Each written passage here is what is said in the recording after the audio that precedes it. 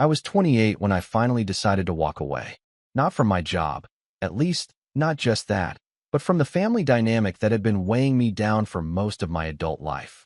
My name's Eric, and up until a few years ago, I was the classic oldest son trying to please everyone. Keep the peace, be the responsible one, show up for everyone else even when no one showed up for me. You know the type. I had a decent job at a mid-sized tech firm, nothing fancy, but solid pay, stable hours, and the illusion of growth. The kind of place that dangles a promotion just far enough to keep you loyal, while slowly draining the life out of you. And I might have stayed there, kept grinding, kept playing their game, if it weren't for one conversation that flipped everything. But before I get there, I should talk about my family. Because if you really want to understand why that moment mattered so much, you need to understand where I came from. I grew up in a family where appearances meant everything. My dad was a small-town lawyer, sharp suit, polished shoes, always had a firm handshake and a story to tell. My mom was the type to host book club meetings with wine that cost more than our weekly groceries, just to keep up appearances with her friends. And then there was my younger brother, Derek, golden boy, family favorite, and professional gaslighter in a varsity jacket. Derek was 3 years younger than me, but from the moment he hit high school, the world revolved around him. Straight A's, captain of the football team, early acceptance into a top-tier college. Meanwhile, I was the quiet kid with average grades and a knack for fixing things that no one ever noticed. When I got my first job offer out of college, my parents barely acknowledged it. But when Derek got an internship at some startup with an edgy name and a ping-pong table in the lobby, my mom threw a dinner party. It wasn't outright cruelty, not at first, just little things. My dad introducing Derek to his colleagues as the real star of the family. My mom brushing off my job as something Eric's doing until he finds his path. Derek calling me boring responsible Eric, like it was some kind of affectionate insult. I laughed it off for years, told myself they didn't mean anything by it. But when you hear something enough times, it starts to stick. By the time I hit 27, I had worked my way into a senior analyst role at the tech firm. I wasn't making six figures or running departments, but I had a team under me, a few successful projects, and a decent reputation in the industry. Still, every holiday dinner turned into a highlight reel of Derek's life. He had switched jobs 3 times in 2 years and somehow failed upwards each time. My parents called it being ambitious. When I mentioned staying at one company to build experience, my dad said, "That's nice, Eric. Some people just like security, I suppose. But the worst part? They always made me feel like I was ungrateful if I ever brought any of it up. You're too sensitive. We're just proud of both our boys in different ways. Don't be jealous of your brother's success." I wasn't jealous.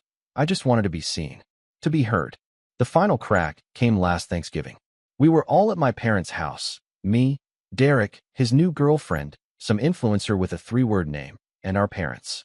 I had just wrapped up a big product launch at work, something that took months of planning and had landed us a new long-term client. I was proud of it, actually proud.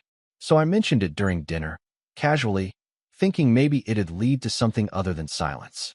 But instead, Derek put down his fork and said, "Wow, so you finally did something impressive at that little desk job of yours." He laughed. So did his girlfriend. I looked at my parents, expecting, I don't know, something. A glance, a scold. Maybe a "that wasn't nice, Derek." But my mom just reached for the wine and said, "Oh, he's just teasing." And my dad? He gave me this half smile and said, "Well, maybe now you'll get that raise you've been hoping for." I didn't say anything for the rest of dinner. I couldn't. Something in me just snapped. It was like I saw the last 20 years of my life in a flash. All the times I stayed quiet, played it safe, let them walk over me while convincing myself I was taking the high road. That night, I sat in my childhood bedroom, staring at the ceiling, feeling this weird mix of anger and shame. I wasn't even mad at Derek, not really. He was who he was. I was mad at myself for allowing it, for shrinking so they'd be comfortable, for thinking that if I just worked hard enough, they'd eventually respect me. 2 weeks later, I got an offer from a competitor, a director-level position, higher pay, better title, more autonomy. I didn't even apply.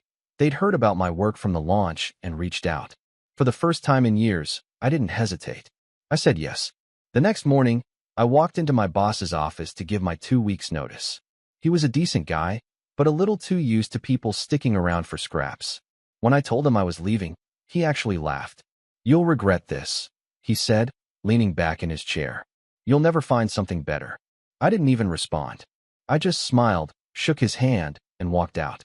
2 weeks later, I was onboarding at the new company. But the real story didn't start until a few months later, when the dust settled, when I started showing up to industry events with a title that turned heads, when people who used to ignore my emails were now asking for coffee meetings. I felt like I had stepped into an alternate version of my life, one where I was finally allowed to take up space. And then I got the invite. A tech conference, big-name speakers, company booths, networking dinners. I was scheduled to speak on a panel about product innovation. It was a huge opportunity. I was prepping for it in the green room when I saw the attendee list. My old company was sending people, and one of them was my old boss. What I didn't know yet, what would flip everything upside down, was that someone else from my family would be there too. Someone who had no idea I'd be attending, and who was about to learn just how much my life had changed. That's when everything really started to unravel. But I'll get to that. Because before the conference, before the confrontation, before the revenge that would leave my entire family stunned, there was one last dinner. And at that dinner, someone crossed a line they could never uncross. 2 weeks before the conference, I flew home for my mom's birthday. I almost didn't. Things had been weird since Thanksgiving, and I hadn't exactly kept in touch. But she called, said she missed me, said she wanted the whole family together for one night. No drama, she promised. Just dinner, Eric. I should have known better.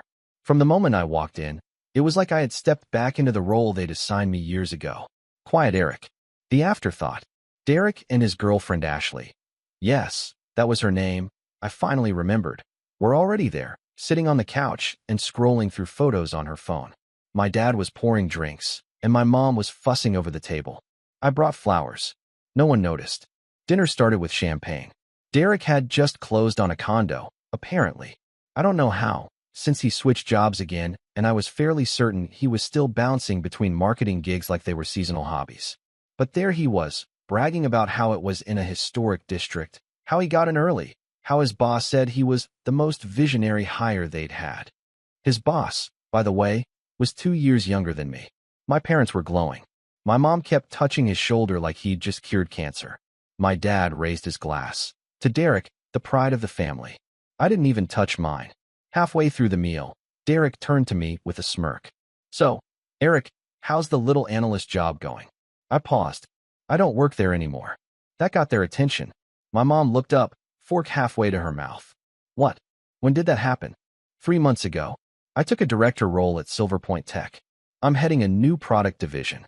Silence.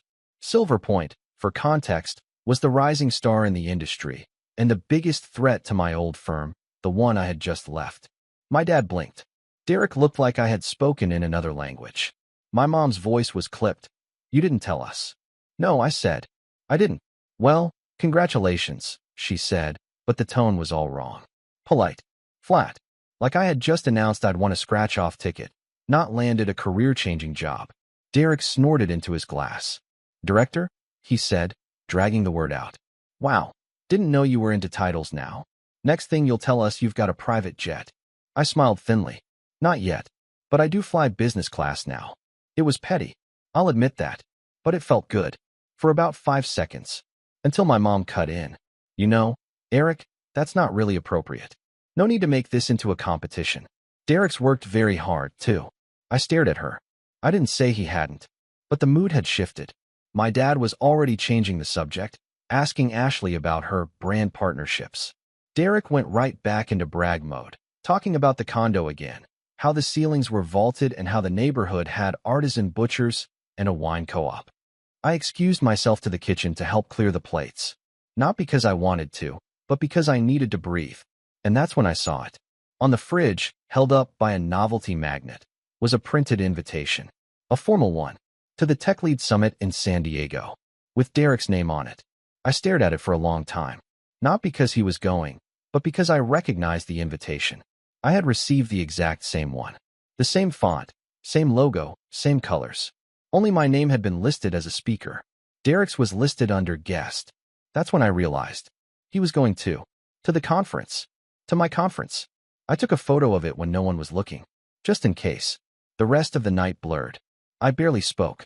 Every time Derek laughed, it grated on my nerves. Every time my parents leaned toward him with that warm, indulgent look they never gave me, it chipped away at something inside me. But I stayed quiet, because that's what I'd always done. Until the next morning. I woke up early, packed my things, and came downstairs to find my mom making coffee. She didn't say good morning. Just, "Are you really not staying for brunch?" "I have a meeting tomorrow," I said. "I need to prep." She nodded, then looked at me over the rim of her mug. "Eric, I hope you're not holding a grudge about last night.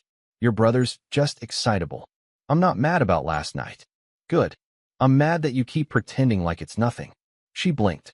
"Excuse me. Derek belittles me every time I'm here." "You let him. Dad lets him. You call it teasing, but it's not. He talks to me like I'm a joke, and you act like I should be flattered." She didn't answer. "You know I'm speaking at the Tech Lead Summit," I said. "Did you even look at the email I sent a few weeks ago?" "I don't remember getting an email." I laughed. "I sent it to the family group." You replied with a thumbs up. Her lips pressed together. "I saw the invite on your fridge," I added. "He's going. Derek's going.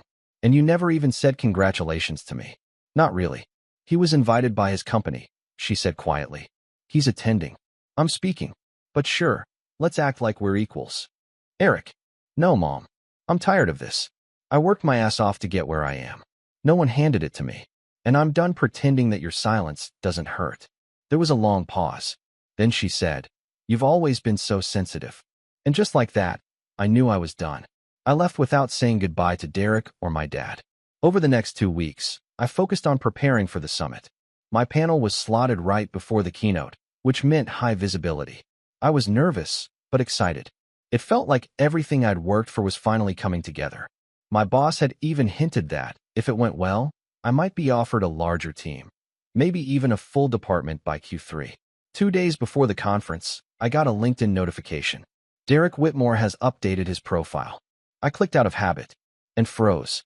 He had added a new line under Speaking Engagements. Panelist, Tech Lead Summit 2025, San Diego. I read it 3 times. Then I checked the schedule. His name wasn't there. I called my contact at the summit committee, someone I had built a good rapport with. I didn't say much, just asked if the speaker list had changed. "Nope," she said. "You're still the only Whitmore on stage." "What?" "No reason," I said. "Just making sure." I sat in silence for a long time after that, because I knew exactly what was happening. Derek was going to show up, pretend to be a speaker, work the room, use my panel as a platform to network, probably even drop our last name in conversations as if he were me. I stared at my phone, heart pounding, not out of fear, but something sharper. Rage. Years of being ignored, minimized, dismissed. Years of being told I was too sensitive, too quiet, too safe. And now, my brother was using my name, my success, as his ticket into a world I had bled to reach. And the worst part? I was pretty sure my parents knew, that they had encouraged it. Because in their eyes, it didn't matter which son was on stage, as long as it reflected well on them. The morning of the conference, I flew in early, checked into the hotel, ironed my suit, went over my talking points, and then I waited, because I had a plan. And when Derek arrived, grinning, confident, wearing a badge that didn't belong to him, I was ready. I didn't confront Derek the moment he arrived at the Tech Lead Summit. I wanted to, but I didn't, because something in me had changed. Years ago, I would have cornered him in the lobby, demanded he explain himself, maybe even walked away before the panel out of sheer frustration. But I wasn't that person anymore. Instead, I watched. He walked in wearing a navy blazer a size too tight, slicked back hair, and his signature smirk. Ashley trailed behind him, snapping selfies in front of every sponsor banner. Derek's badge hung confidently from a blue lanyard around his neck. I knew instantly that it wasn't his. The name said David Williams, but the picture had been replaced. Poor David, whoever he was, probably had no idea his face had been torn off a badge by someone who considered Photoshop a personality trait. Derek spotted me from across the exhibit floor. He waved like we were old pals. I gave a slight nod and turned back to the conversation I was having. He didn't approach. Not yet. The hours leading up to my panel passed in a blur. I met other speakers, went over logistics with the event staff, double-checked my slides. Everyone was buzzing about the audience size, 400 people in the room, not to mention the live stream to thousands of attendees who couldn't travel. It was the kind of opportunity that could change a career. And yet, my stomach was in knots. Not from nerves. Well, not entirely. It was the knowledge that Derek was somewhere out there, pretending to be part of something he hadn't earned. And worse, that my own family probably saw nothing wrong with it. I gave my talk. I nailed it. I spoke about innovation cycles, cross-functional collaboration, scaling niche products. But I also told a story, mine. I didn't name names, but I talked about working in a place where I was underestimated. About the pressure of being the quiet one in a family of loud voices. About learning to find power in stillness and value in substance over noise. People applauded. A few even stood. I stepped off that stage feeling like I had just shed the last layer of the skin I used to wear. The version of me who stayed quiet, who waited to be noticed, who sought approval from people who never planned to give it. Then came the moment I hadn't planned for. I was at the networking mixer later that evening, sipping club soda and talking to a recruiter from a massive firm, when Derek slithered up beside me. "There he is," he said, clapping a hand on my back like we were teammates. "The star of the show." I turned. "You shouldn't be here." He raised an eyebrow. "Relax. I'm just networking." "Using someone else's badge?" He grinned. "It's a conference, Eric. Everyone stretches the truth a little." "That's not true stretching," I said. "That's fraud." He rolled his eyes. "You're being dramatic." I stepped back. "Don't follow me around. Don't attach yourself to my name.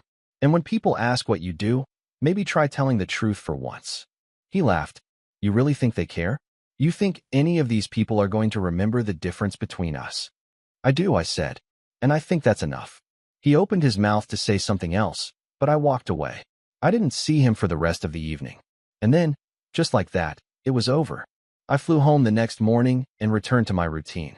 My job, my team, my goals. But something felt off. At first, it was subtle. A sudden quiet from my parents. Calls that went unanswered. Messages that got polite one-word replies. Then, the silence turned into something louder. One Saturday, I opened Facebook and saw a photo my mom had posted. Derek, standing on a stage at what looked like a small community tech event. The caption read, "So proud of our son for sharing his insights as a keynote speaker this weekend. A rising star." I didn't comment. I didn't like it. Instead, I messaged her privately. "Why are you pretending Derek is some industry expert?" She replied, "He's doing amazing things, Eric. You should be happy for him." I asked, "Are you ever going to be proud of me?" No reply. That was the moment I truly hit bottom. Not because of Derek. Not because of some lie he told on a fake badge. But because I realized the thing I'd been chasing my whole life, validation from my family, was never going to come. They had chosen who they wanted to believe in. And it wasn't me. I didn't leave my apartment that weekend. I sat with the weight of it, the finality of knowing that no matter how far I climbed, no matter what I accomplished, I would always be the footnote in someone else's story to them. I felt hollow, like my success didn't count if they didn't care. But somewhere in that silence, something else began to form. A new question. What if their pride wasn't the point anymore? What if I stopped measuring myself with a ruler they never meant to hand me in the first place? On Monday, I walked into the office early. Earlier than usual. My manager caught me in the hallway and smiled. "That panel was phenomenal, Eric," she said. "I've been hearing about it nonstop." "Thanks. We've been talking upstairs," she continued. "And we want to expand the pilot project you've been leading. Double the scope. Full team under you." I blinked. "Really? Really?" she said. "You've proven yourself." For once, I didn't doubt it. I didn't ask, "Are you sure?" Or "Do you think I'm ready?" I just nodded and said, "I'd love to." And I meant it. The next few months were a blur of progress. I hired new staff, held strategy meetings, led initiatives that got noticed by upper leadership. The internal newsletter featured our project 3 times in 2 months. Recruiters started messaging me weekly. I felt unstoppable. But more than that, I felt seen. Not by my parents, not by Derek, but by the people who mattered now, my team, my peers, the colleagues who had watched me rise from quiet analyst to director with a voice. I started mentoring junior employees. I spoke at 2 more conferences. I was invited onto a podcast to talk about product strategy and leadership in fast-scaling companies. And slowly, the hollow part inside me started to fill, not with validation, but with clarity. I realized that I didn't need revenge to feel whole. But that didn't mean I wasn't going to get it. Because just when I thought I had moved on, a package arrived at my office. No return address. Inside was a glossy, printed brochure, Derek's new consulting firm, complete with a stock photo headshot, a list of exaggerated achievements, and, my favorite part, a quote that read, "Helping clients unlock innovation through real industry experience." He had listed the Tech Lead Summit under his credentials again. Only this time, he claimed he was a featured guest speaker. I nearly laughed. But what really caught my attention was the back of the brochure, a list of companies he claimed to have collaborated with. And one of them was mine. My company. That's when I knew it was time. Not to prove anything to my parents. Not to win some imaginary competition. But to draw a line. Because Derek had finally crossed into my world. And this time, he dragged my name with him. So I did what I do best. I started planning. Quietly. Strategically. No emotion. No confrontation. Just a well-timed series of moves that would show everyone, not just Derek, but the people he was trying to impress, exactly what happened when you built your success on someone else's shoulders. I wasn't looking for payback anymore. I was looking for truth.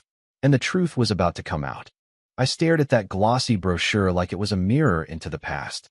The photo of Derek, chin tilted up, arms crossed like some corporate messiah. The list of buzzwords, disruptive innovation, thought leadership, scaling frameworks, words I used daily in my line of work, now butchered into empty jargon on a mailer he probably handed out like business cards at hotels. The claims he made were bold. Too bold. One line stood out more than the rest. Former keynote speaker at Tech Lead Summit and product strategist for Silverpoint Tech. My company. My title. My work. This wasn't some little white lie to get into a mixer. Derek was using my career like a prop. And worse, he was using my company's name to land his so-called clients. If I did nothing, it could reflect poorly on me. It could look like I endorsed him. That was the moment I felt the shift again. Not just anger, but something colder, more focused. The difference between rage and resolve. I opened my laptop. First thing I did was take a screenshot of every page in the brochure. Then I checked the website listed on the back. Of course, it was filled with half-baked blog posts, inflated testimonials, and stock photos of handshakes. One blog post titled "The Power of Silent Leadership" was eerily familiar. Too familiar. Because it was a paraphrased version of a talk I had given at the Tech Lead Summit. He'd plagiarized me. Not even subtly. I cross-referenced the timestamps. My video had gone up 2 weeks before his blog post had been published. Same bullet points, same story structure, even the same phrasing in places. I was done, but I wasn't going to call him out in a text or family dinner. That never worked. No, I wanted something cleaner, smarter, something that left no room for denial, and something that, for once, he wouldn't see coming. So I started with the legal route. I pulled in Marlene, one of the sharpest in-house counsels at Silverpoint. I'd only worked with her once before on a vendor contract, but I remembered how she dissected a licensing agreement like a surgeon. I scheduled a private meeting, laid everything out, screenshots, URLs, the brochure. She listened silently, flipping through the pages, her expression unreadable. When I finished, she looked up and said, "This is bad. You think he's actually gotten business out of this?" "Doesn't matter," she said. "The implication alone is risky. If he claims affiliation with us, and something goes wrong with a client, our name could be pulled into it." "Exactly." She nodded slowly. "I'll draft a cease and desist, and a letter clarifying our disassociation. Do you want your name on it?" I paused. "Not yet." She gave me a knowing look. "Keeping your powder dry?" "Something like that." By the end of the day, we had a document ready, a formal cease and desist letter, along with a statement to be used if we had to go public. But I didn't send it. Not immediately. Because this wasn't just about stopping Derek. It was about revealing him. Publicly. Permanently. So I dug deeper. I reached out to one of my old contacts at the Tech Lead Summit Committee, Laura, a fellow speaker and part of the planning board. I told her what was going on, showed her the brochure, the website, the doctored photos. Her reaction was instant. "Oh my God, Eric. I remember him.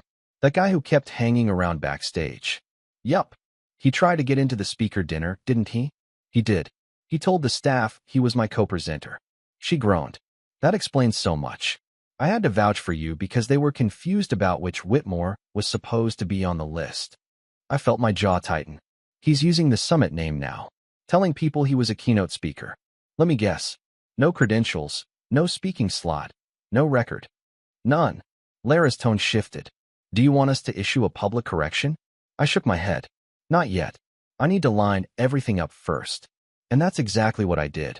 Over the next few weeks, I started building my case. Quietly, methodically, like laying out a chessboard. I reached out to 3 of the companies Derek claimed to have collaborated with. Only one responded, but the answer was telling. Never heard of him, the email said. We've never worked with any consulting agency under that name. Then, by pure coincidence, or maybe karma, a former coworker of Derek's messaged me on LinkedIn. Hey, this is random, she wrote, but I saw your name on a podcast and realized your brother used to name drop you all the time at happy hour. He claimed he trained you back when he was in product dev. Funny. Huh?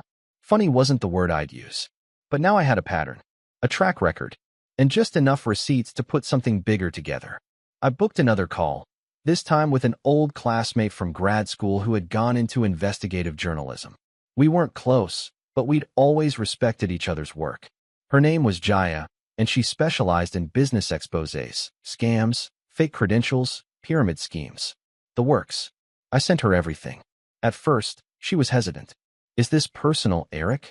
It started that way, I said. But now it's professional.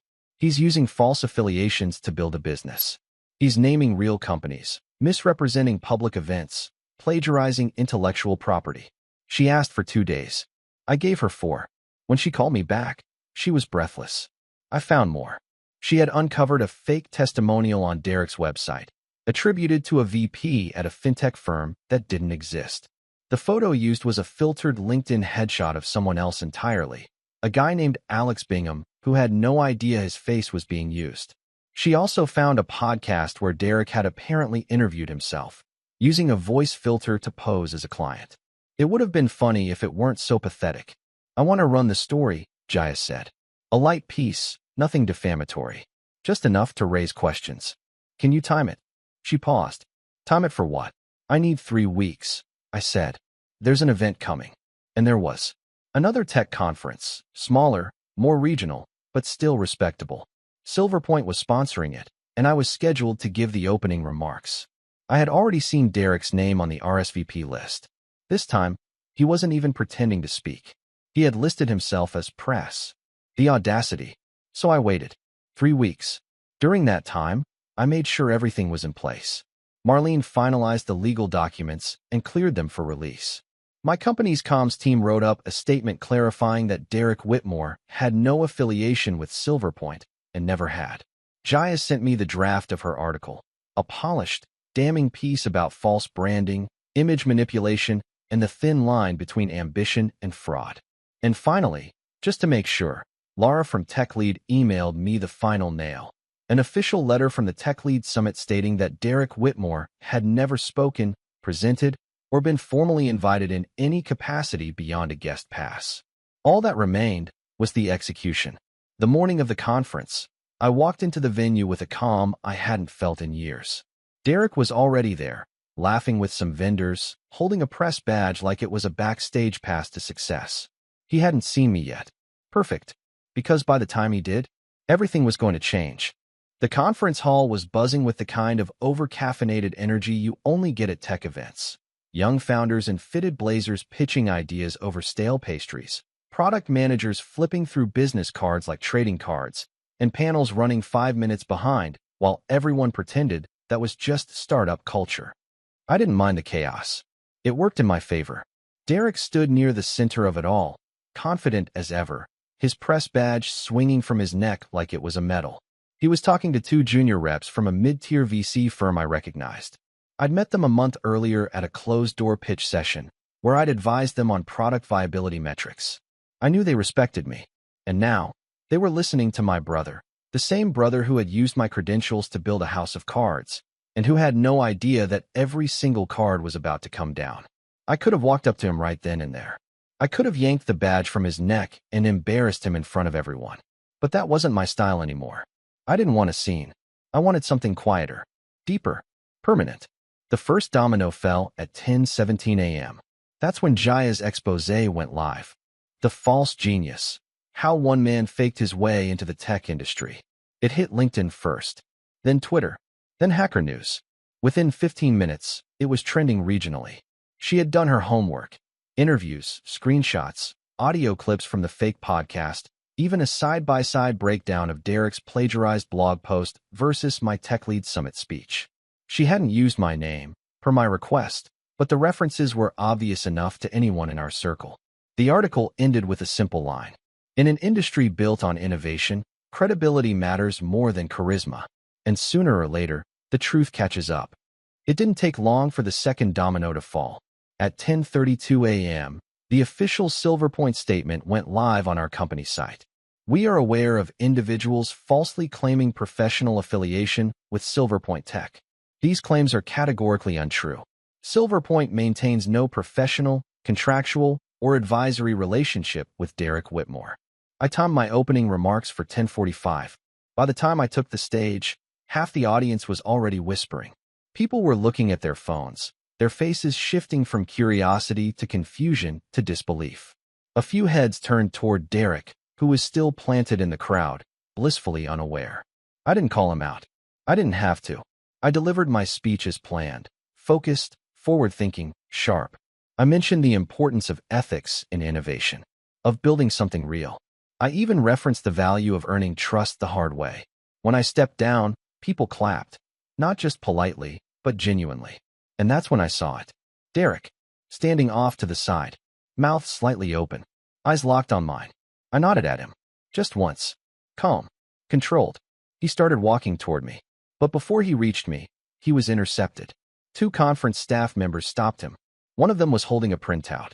It was the email from the Tech Lead Summit team, the one confirming Derek had never been a speaker.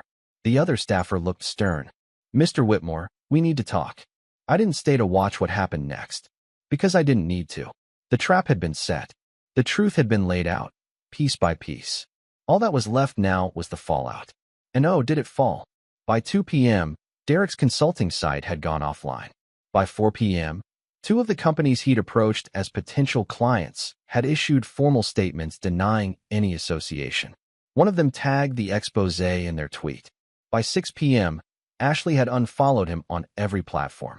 I know because someone sent me the screenshots. Petty? Maybe. But satisfying. The next day, Derek's LinkedIn was wiped clean. Gone were the bold titles, the buzzword-laced bios. He had changed his headline to, "Looking for New Opportunities." The comments beneath it were brutal. Some sarcastic. Some just confused. A few people tagged Jaya's article. And my parents? That part wasn't as public. But in a way, it cut deeper. 3 days after the article dropped, I got a call from my mom. First one in weeks. I didn't answer. She left a voicemail. Eric, I don't know what to say. We didn't know it was this serious. He told us he was doing well, that you were helping him. We just wanted to believe he was finally getting his life together. I'm sorry. We're both sorry. I saved the message. I never responded. Because it wasn't about anger anymore. It was about boundaries. About not shrinking myself anymore to make space for people who refused to see me. And as for Derek, the last time I saw him, it was by accident. 6 months later, at a smaller tech event. He wasn't speaking.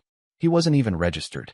He was manning a booth for a third-tier software reseller, wearing a tight polo shirt with someone else's logo on it. No badge. No smirk. Just quiet, tired eyes. He looked up, recognized me instantly. I didn't say a word. But he stood, walked over. Eric, he said quietly. Can we talk? I looked him dead in the eye. And I said, You're right, Derek. He blinked. About what? I do have regrets. His mouth opened slightly. And I finished. I regret not cutting you off 2 years sooner. Then I walked away. No second glance. No guilt. Just clarity. I built my life back brick by brick. I stopped seeking permission to be proud of myself. I stopped explaining my worth to people who only listened when it benefited them. I focused on my team, on the work, on the people who showed up. And for the first time in years, I felt free. Because revenge isn't always loud. Sometimes it's a quiet line spoken at the right moment. Sometimes it's success without apology. And sometimes, just sometimes, it's walking away from the people who underestimated you and letting them sit in the silence they created. I didn't win by destroying him. I won by finally choosing myself.